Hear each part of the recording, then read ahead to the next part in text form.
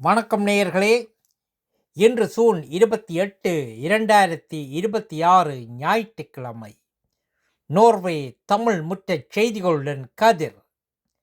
முதலில் தலைப்புச் செய்திகள். நோர்வேயிலிருந்து மலர் ஏற்றுமதி. சுட்டெரித்த வெயில் தணியத் தொடங்குகிறது. வெனிசுவேலாவுக்கு நோர்வே உதவி. இனி விரிவான செய்திகள்.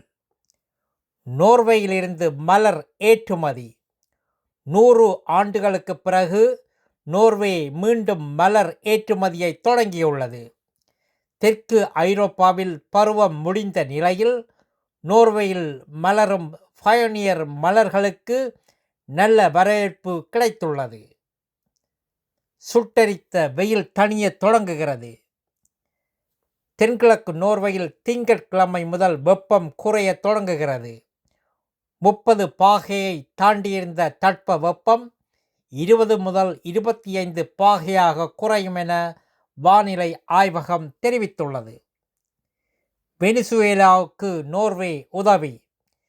வெனிசுவேலாவில் ஏற்பட்ட நிலநடுக்கத்தில் 1450க்கும் மேற்பட்டோர் உயிரிழந்துள்ளனர். பாதிக்கப்பட்ட மக்களுக்கு மாந்தநேய உதவிகளை தொடர்ந்து வழங்குவதாக தலைமை அமைச்சர் யூனாஸ் கார் சோரே தெரிவித்துள்ளார். நல்லது நேயர்களே, மேலும் செய்திகளுக்கு நோர்வே தமிழ் முகநூல் பக்கத்தையும் இணையதளத்தையும் பாருங்கள். உலகெங்கிலும் தமிழ், நம் உணர்வெங்கிலும் தமிழ்.